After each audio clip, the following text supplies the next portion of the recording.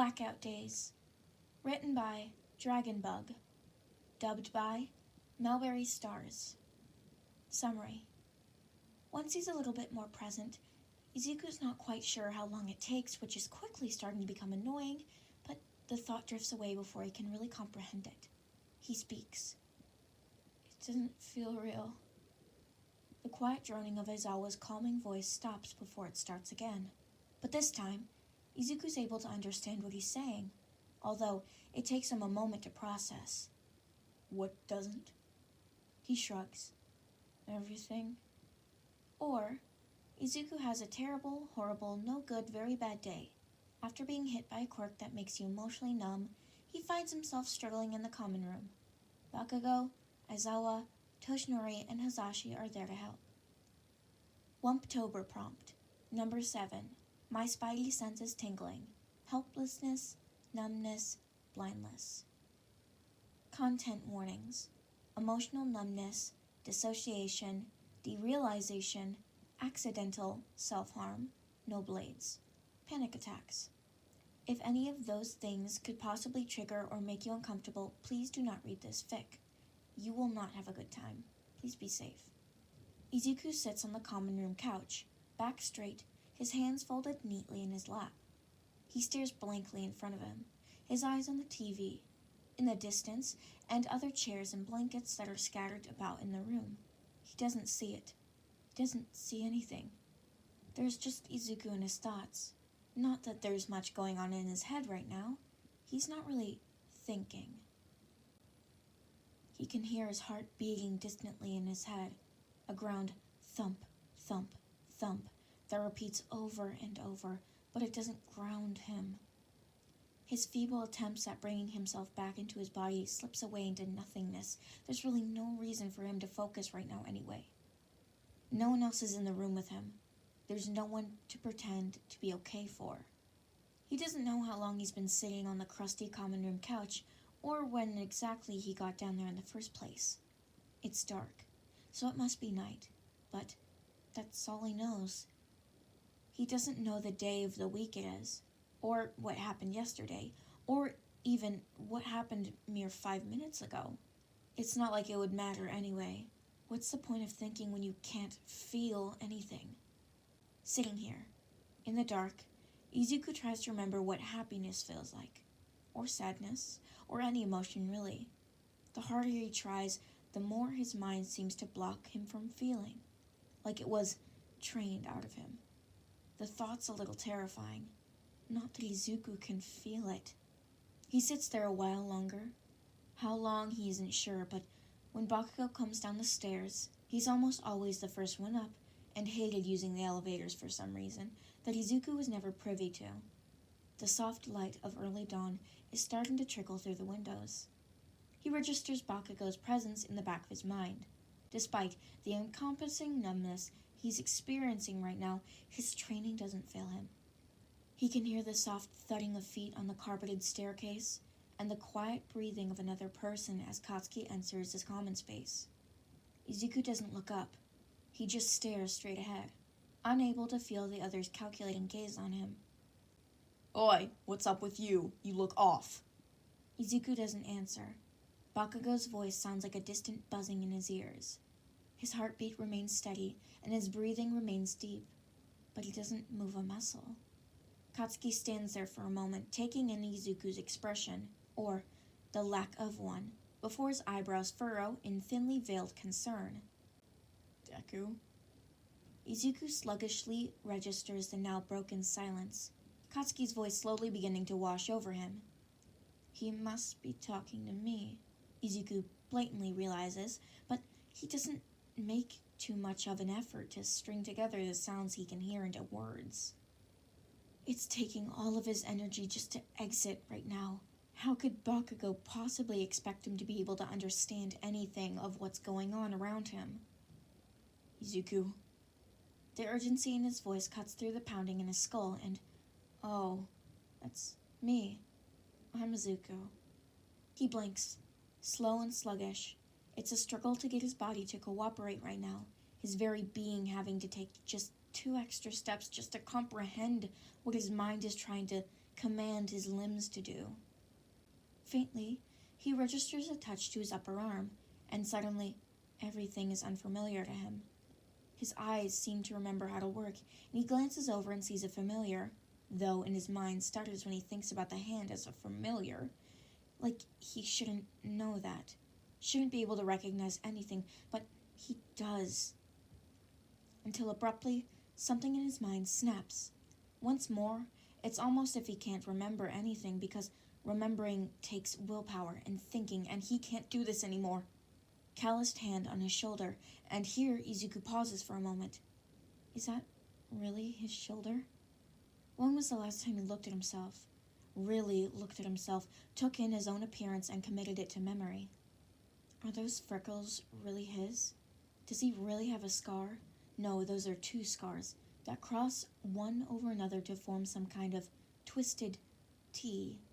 The rational side of Izuku, the one that's deeply buried right now under something that Izuku can't quite place, tells him that, yes, this is your arm, you know this, you just need to focus.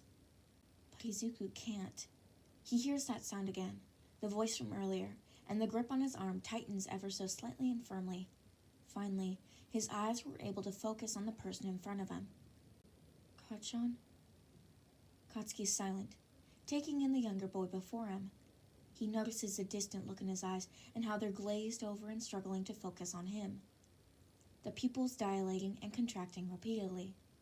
He notices the boy's strange reaction to his touch and the weird, monotonous tilt to his voice. His brow furrows deeper than it's been previously. He had never seen Deku like this. He had never seen him so out of it, and he'd known him practically his entire lives. He had been there when Izuku had lost his father, and helped him manage the aftermath, the depressive episodes Izuku would go through. Though, they would never call him that. They would just make everything a little bit too real. He had never seen him like this. Something's definitely wrong. How long have you been sitting here? Izuku doesn't respond. He just continues to stare at Katsuki, looking but not really seeing. Izuku, how long have you been sitting here? Katsuki repeats, forcing himself to keep his voice calm. Freaking out now wouldn't get them anywhere. There's a long pause, and Katsuki lets a silent echo throughout the room, giving Izuku time to process the question. Izuku blinks. Only then does Midoriya notice the aches in his body. His arms hurt, but they normally do that to some degree.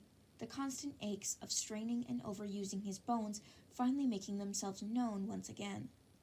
His back and shoulders are stiff from sitting in the same position for hours? He's not quite sure. Definitely a long time. Izuku's gaze shifts and he shrugs, his movement lethargic. Izuku, what's going on? Katsuki asks slowly. There's another long silence, and Midoriya finds Bakugou's gaze again, and his reply is monotonous. I don't know.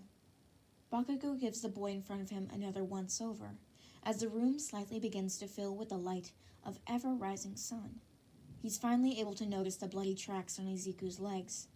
They're no longer bleeding and appear to have scabbed over hours ago, but the shape makes what happens obvious. Izuku had scratched and scratched and scratched at his legs until they bled. Katsuki's gaze wanders to Izuku's hands. There's dried blood under his fingernails. He must have noticed himself starting to slip into whatever state this was, and tried to ground himself in any way possible, even if it meant hurting himself. It's no secret that Midoriya has an incredibly high pain tolerance, and a concerning lack of self-preservation skills. I'm getting Aizawa. Katsuki must say more after that, but none of it registers in Izuku's mind. There's just a droning noise that gets louder and louder until he eventually realizes that it's gone. Izuku barely recognizes the passage of time. He doesn't know how long he was left alone in the common room. He doesn't even realize when Aizawa enters the room. He blinks, and it's like his teacher suddenly appeared in his line of sight. But based on the position he's in, kneeled in front of him so Izuku could see that they're eye level, he must have been there for a while. The room's certainly brighter than it was before. He can hear the droning, whining noises again, deeper than it was last time, but just not as present. He sees his teacher's mouth moving and realizes that his sensei is speaking to him, but he doesn't understand anything he's saying. He just stares at his mouth, entranced by the way his muscle moves with every curve and every twitch of his lips. The repetitive movements making it easier to sink into the feeling of non-existence. Once he's a little bit more present, Izuku's not quite sure how long this takes, which is quickly starting to become annoying, but the thought drifts away before he can really comprehend it. He speaks. It doesn't feel real. The quiet droning of Aizawa's calm voice stops before it starts again, but this time, Izuku's able to understand what he's saying, although it takes him a moment to process. What doesn't? He shrugs. Everything. The energy that he had mustered up to say those meager sentences to one of the few adults in his life that he trusted quickly fades away. His mind is suddenly exhausted. Izuku's consciousness does the weird time skip thing again, but he can't find the energy within himself to care. Hey kid, can you do me a favor? Izuku grunts, but his eyes don't meet Aizawa's. His teacher lets out a stifled sigh, a relief at the actual response that he was able to pull from the kid, and continues. Can you tell me what you hear right now? Izuku grunts again, but doesn't make any more effort to respond. What about touch? Can you name something you feel right now? Izuku shakes his head after a long pause. That's okay, kid. It's hard, I know. You're doing great. Aizawa reassures him. His teacher turns to Bakugou. When did he get here? And speaks to him, the other boy running back up the staircase. Izuku starts to drift again, but then Aizawa begins to speak, and then Izuku finds himself stuck in between, only half aware. And it's exhausting. Bakugou returns, and then something is being shoved into his palms, a set of larger hands gently coaxing his fingers to grip on it. Alright, Izuku, can you look at what I just gave you? At first he doesn't move, but after Aizawa patiently repeats himself only a few too many times, he sluggishly looks down at the object held in his lap. He's distracted momentarily by the magnitude of scars on his hands. The lines seem to sparkle and move as he stares at them, a gentle ache, a vague impression of the pain that he knows he probably should be feeling right now, making himself known. Can you describe what you're holding for me, Izuku? Izuku blinks, eyes focusing on the object once more. He runs his hands over the smooth plastic and tries to remember how to speak. It's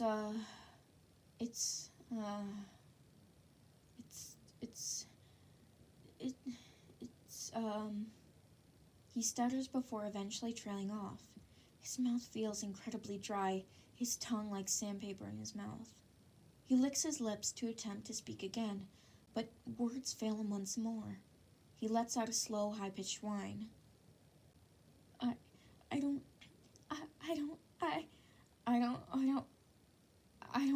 know. Izuku slurs. He drops the object and begins to scratch at his legs, his nails digging into his skin in an attempt to sedate whatever this empty, painful feeling was. Whoa, kid. Izuku. Hey, it's okay. It's okay. You're okay. We got you. Warm hands grab onto his, carefully pulling them away from his legs. Aizawa holds them tight, but not as an uncomfortable way, the warmth slowly seeping into his fingertips, trying to breach his very core. His teacher's voice fades into the background once more, and Izuku drifts. When Izuku comes back to himself, there are more people in the room, but he can't find the energy to care. Bakugou sitting in the chair across from him, his legs bouncing rapidly while he bites the dead skin off his thumb. Present Mike and Toshinori stand huddled together near the back of the room, taking in hushed voices amongst themselves, glancing over at Izuku every once in a while, their concern clear. Can you tell me your name, kid? Huh? Izuku blinks. Aizawa repeats himself. Izuku shrugs. I don't know. He distantly realizes that his speech is concerningly slurred. If he wasn't feeling so numb right now, Izuku would definitely be freaking out. Not knowing your own name is a different type of unsettling, especially when every part of you screams that you should know it. But those responses are on pause for a moment, so he intends to continue to sit. Izuku, your name is Izuku, kid. Oh. Can you repeat that for me? Your name. He grunts, but he does what he's asked, repeating his name monotonelessly. Good. That's good. Can you tell me how old you are? He hesitates for a moment, struggling to remember. 17. Good. You're doing great. I'm proud of you, Izuku. Aizawa continues to ask him questions. Sometimes he knows the answers and is able to respond, but other times, most of the time, it's too hard to think. The answers are on the tip of his tongue, but his brain doesn't want to put in the effort to recall the information that's stored in there. His teacher repeats his name a lot, like he would forget it if he wasn't constantly reminded. He hates that it's probably true. He forgets it thrice more in their knockoff dollar store version of 24 questions. Sometimes after the questions end, Aizawa gives him an ice cube to hold, but he can't feel it. He just stares and watches it melt, the numbness spreading from his mind to his body, pins and needles stabbing him over and over and over, but he pays them no mind. In a rare moment of hazy clarity, he vaguely hears Aizawa mention something about retrieving recovery girl Takatsuki before he falls back out of his body.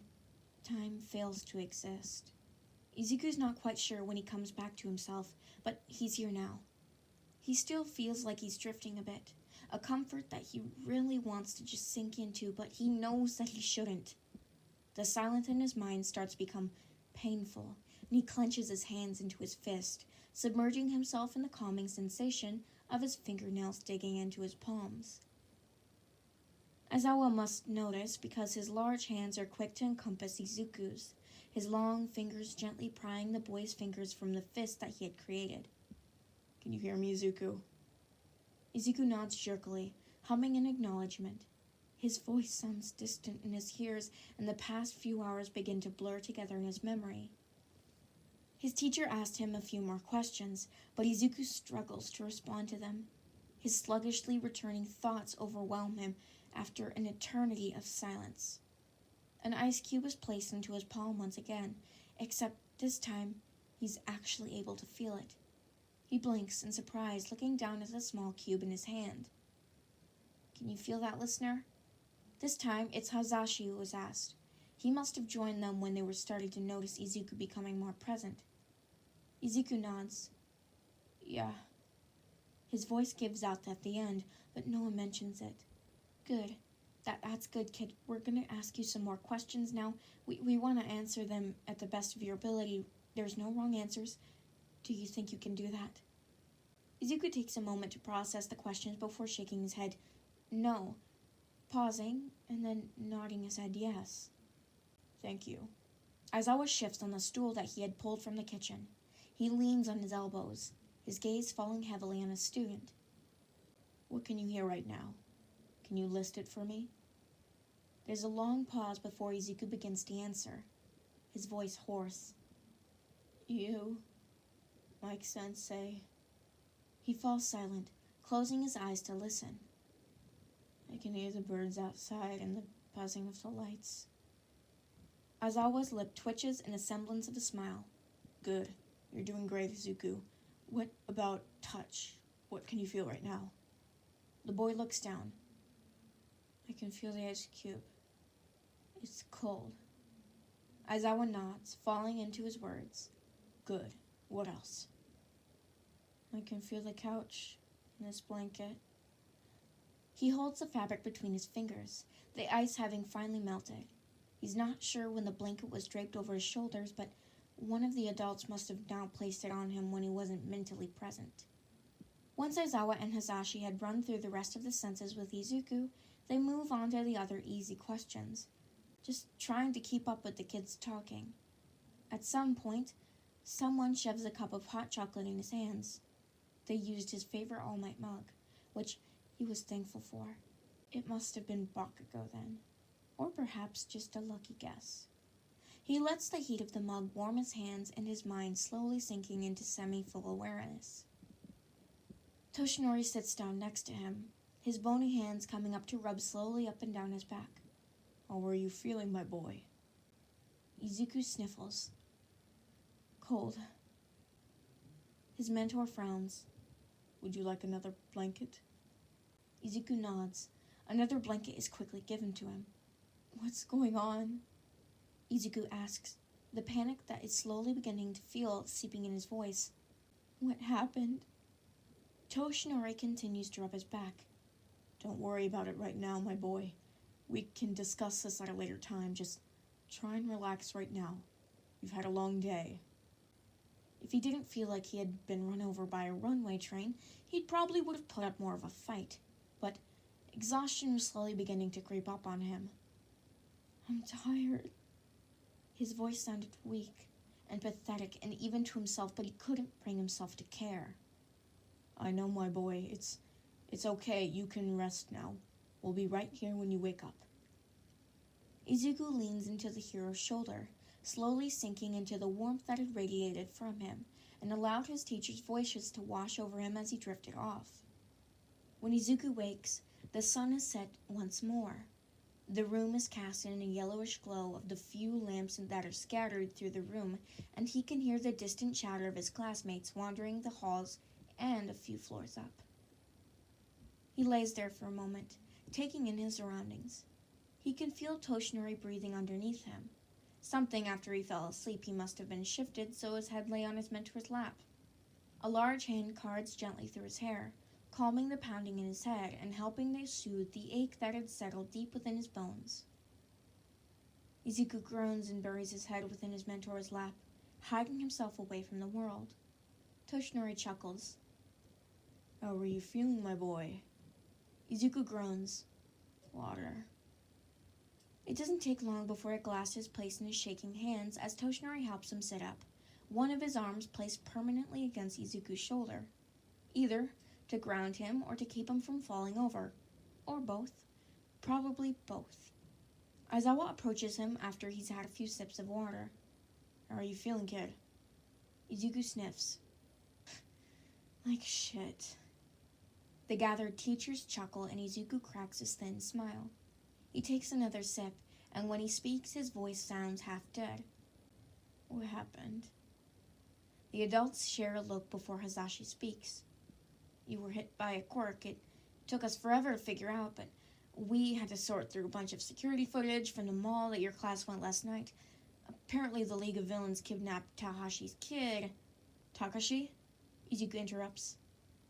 The woman who used her quirk on you, Aizawa explains. Oh. Hizashi continues, his voice surprisingly calm. The League of Villains threatened to kill our kid if she didn't do what they asked. Izuku takes another sip and tilts his head. And they ordered her to use her quirk on me? Toshinori's grip on his shoulders tightens. Yes. Izuku drains his cup. What's her quirk exactly? Aizawa takes a now empty glass from his student's hands.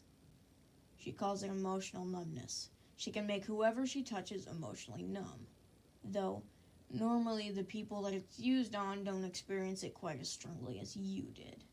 Takahashi is a therapist and normally only uses her quirk in small amounts if one of her patients is experiencing an extreme panic attack or somewhere otherwise at risk of harming themselves. The League demanded that Takashi use her quirk to its fullest extent on you specifically. Izuku nods. He appreciates the in-depth explanation of her quirk. Are they okay now? We've recovered the kid and the mother is currently at the police station downtown for questioning. Izuku frowns. Is she in trouble? Aizawa stares down at him, his face unreadable besides the conflict look in his eyes. No. Izuku nods. Good. He takes a long, shuddering breath in an attempt to ground himself. So what now? Aizawa-sensei takes a deep sip from his mug. It must be some kind of coffee, Izuku thinks before responding. Your mother has been moved to a safe house, and the same offer has been extended to other parents. Class 2A is no longer permitted to leave campus without adult supervision, and only in small groups. Other safety measures are being discussed, but we will take a while before it's finalized. The student's safety is our number one priority. Izuku looks at his teacher. And the league? Is being handled. The only thing that you should be focusing right now is recovering. Izuku nods. Aizawa levels with him with a heavy stare. I mean it, problem child. If I hear about you or any other member of the hell class causing trouble, there will be hell to pay. Do I make myself clear? Izuku nods again, a small smile on his face. Yes, sir. Good. He stands. Now are you ready to head up into your room? Izuku hesitates and glances up at Toshinori, who still had his hand on his shoulder. Toshinori senses his hesitance and is quick to reassure him. You can stay down here with us as long as you need, Izuku. We won't judge you. The boy nods shakily before turning back to his homeroom teacher. Does the class know? Izuku isn't able to finish his sentence, but Aizawa knows what he's trying to ask. No. No one besides Bakugou. Feel free to tell him however much you want to. If anyone gets too pushy, let me know. I'll handle it. Izuku's lip twitch in a weak smile. Thanks, Sensei. And Izuku? Izuku hums in acknowledgement, and Aizawa continues. Take Monday off, okay? You need to rest. And let Recovery Girl or myself know if you need more time than that. We're here to help you in any way possible. If there's something that you need, let us know. We're here for you, kid. We're all here for you. Don't forget that. Izuku sniffs and wipes a stray tear. His voice is strained. Thank you, Sensei. I appreciate it. Aizawa leans over and squeezes his shoulder in a brief moment of affection. Of course, kid. They sit there for a few more minutes until Izuku stops feeling so lightheaded. The pain in his arms comes back gradually until it's pounding in his skull, matching the pounding in his limbs.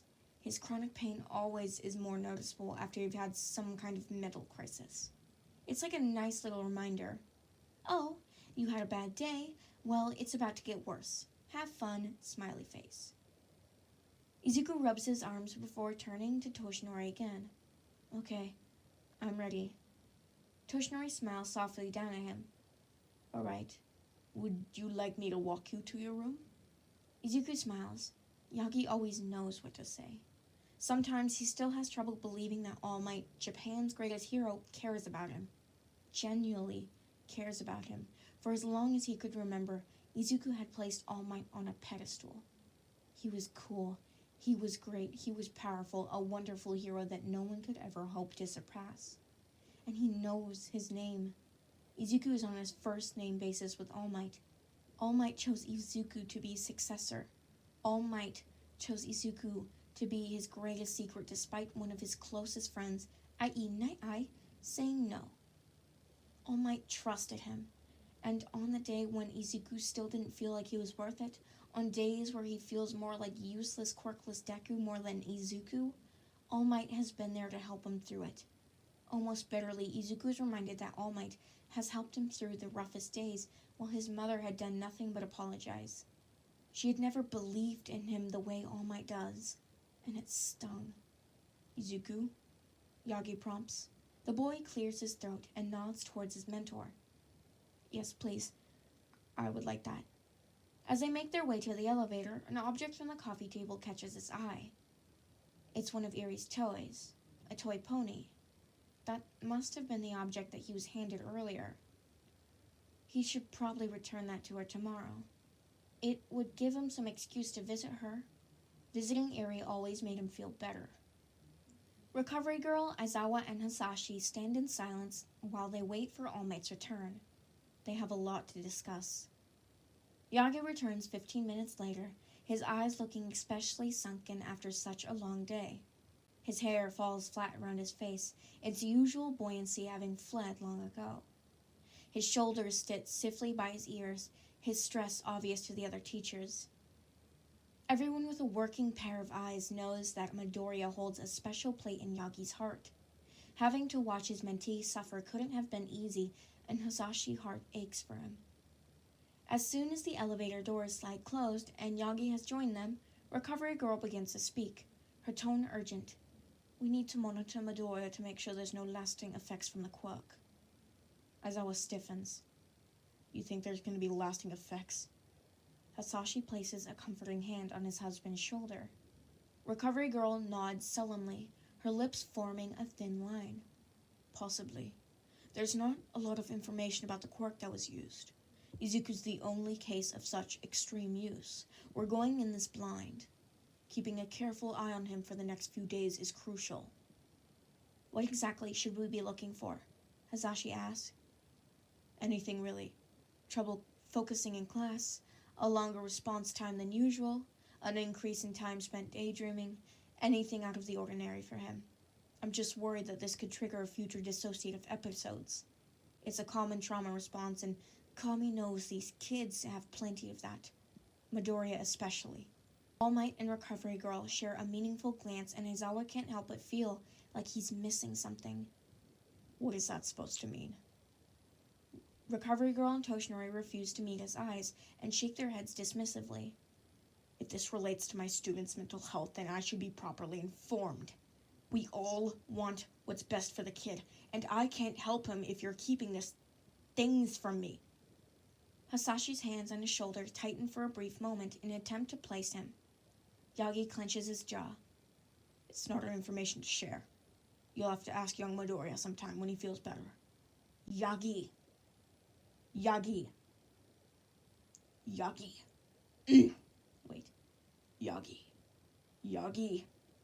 Yagi. Yagi. I'm serious, Aizawa. He interrupts. This is something that he has to choose to share. I'm not taking that away from him. Aizawa nods. Okay, but I better be informed whether Midoriya wants me to be or not. The second this endangers him mentally or physically. He narrows his eyes. Do you understand? Yagi nods. Good. Toshinori walks the Recovery Girl to the door, the pair muttering to each other about whatever it was that Aizawa and Hizashi weren't privy to. Yet, because Aizawa would find out about it, he would make sure of it. He wasn't one to let his students suffer in silence despite his reputation amongst the UA teachers. Hisashi's hands run down his arms and gently grabs his partner's hand. You've gotten soft, Shota. The man scoffs. Please, someone's got to watch out for these kids. Who else would get them out of all the trouble that they're constantly getting themselves into? Hizashi grins. That was in denial. His husband rolled his eyes. If you had my hell class, you would be just as protective as them. Hizashi hums and tightens his grip on Aizawa's hand. He'll be okay, Shota. He's got a good support system here, and half of the staff is practically wrapped around his little finger. He's gonna be just fine. Aizawa takes a breath. I know. I'll make sure of it. Izuku wakes up in the dead of night. He fell asleep not long after Yagi left, but it wasn't very restful, and he kept waking up every few hours. Eventually, he gave up on getting any meaningful rest and sat up, throwing his legs over the edge of his bed. His covers were piled on the floor, thrown off from the mattress long ago. He runs a clammy hand through his sweat-dampened hair, pulling at the knots. He stops after the moment, the pain pulling his mind after the half-sleep haze that he was in. He rubs his nose with a shaking hand and grabs his water bottle from the nightstand and takes a sip. Izuku's on the edge of the bed for a while, surrounded by only the darkness and his two loud thoughts. He feels his mind start to slip away, up out of his body, but he tightens the grip on his legs until his knuckles whiten and he can smell the metallic scent of blood. He gasps and drops his water bottle and hugs himself around the arms tightly. He misses All Might. He misses his comforting arms around his shoulders. He misses Aizawa Sensei's comforting voice, the gentle look in his eyes that he was starting to notice more and more on his usually stoic teachers' faces. He misses Present Mike, his natural ability to make everything seem okay no matter how bad the situation was. It's getting harder to breathe. Izuku hugs himself tighter, his arms painfully squeezing into his chest. He curls in on himself, his hands coming to tug at the knots in his hair once again, but nothing makes it better. Nothing lightens the weight on his chest. His arms hurt. His hands hurt. The scar on his body screams at him, a constant reminder that he wasn't worthy of the power that he wields. His body couldn't take the strain of the lines and zigzags that permanently mar his skin to serve as a warning to his classmates, to his teachers. Danger follows Izuku wherever he goes. He was putting others at risk just by associating with them. They didn't deserve that. Izuku didn't deserve them. He was hurting them. How could he do that? How could he do that to his friends, to other people that actually care about him? Izuku couldn't breathe. Over the pounding of his skull and the racing of his thoughts, Izuku registers a painful gasping sound that he must be making. His gasps echo through the room, his wet coughs and gasps bouncing off the walls as his lung convulse. Izuku couldn't breathe. He stands up suddenly and sprints out of the room. He's not entirely sure where he's going, but he lets his feet lead him. The thudding of his bare feet on the carpeted hallway, in tune with the pounding of his heart. He's knocking before he realizes whose door he's in front of. The door opens before he has time to think about running away. Deku. Katsuki's voice is heavy with sleep, and he rubs his hands through his messy hair in an attempt to straighten it. Izuku chokes in a sob, and Katsuki is suddenly much more alert than he was 2 seconds ago. What's wrong? God, Sean. His voice breaks. Katsuki opens the door all the way and grabs Izuku's hand before yanking him aside. Come on, nerd. He helps Izuku sit on the edge of the bed before joining him. Now tell me what's going on. What's wrong? Izuku chokes again. Can't breathe. Bakugou shifts, and through the haze of his panic, Izuku registers that he actually looks concerned. Katsuki, I can't breathe. Izuku gasps again, though no oxygen enters his lungs. He's inhaling air, but nothing reaches the bottom of his lungs. He can inhale all he wants, but it doesn't matter if he's not breathing. Whoa. Izuku, hey, you're okay. I've got you. Katsuki grabs one of his trembling hands and holds it to his chest. He takes an exaggerated breath. Breathe with me, okay? In and out. Izuku attempts to follow along. In and out. Just like that. Good. You're doing great, Izuku. Just like that. Keep going. They sit like that for a while. Izuku's hands on Katsuki's chest, and Katsuki is rubbing his free hand up and down Izuku's back in an attempt to soothe his distress. Friend?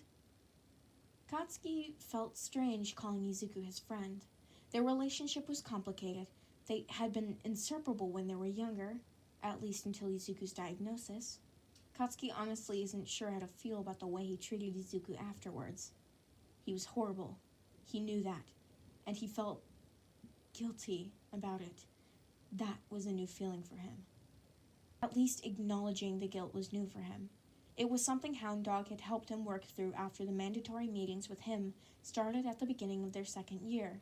Apparently, Nezu and Aizawa felt the need to force Class 2A to talk about their feelings so they wouldn't become emotionally stunted or something like that. Whatever their reasoning, Katsuki wasn't a fan, but it worked really well. Who would have guessed that therapy could be so helpful? Not Katsuki, that's for sure, but Bakugou had grown a lot since he became a student at UA. And you could measure his growth by studying his interactions with Izuku. Somehow, it always comes back to Izuku. Do you want to talk about it? Katsuki asked once Izuku's breathing has slowed down to a semi-normal pace.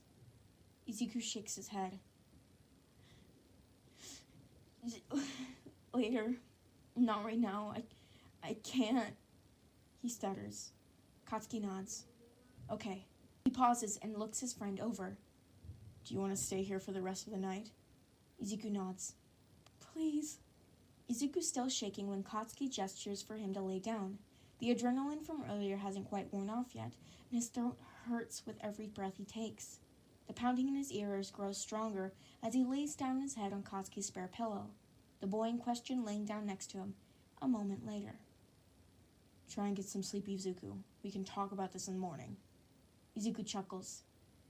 You keep calling me Izuku. It's weird.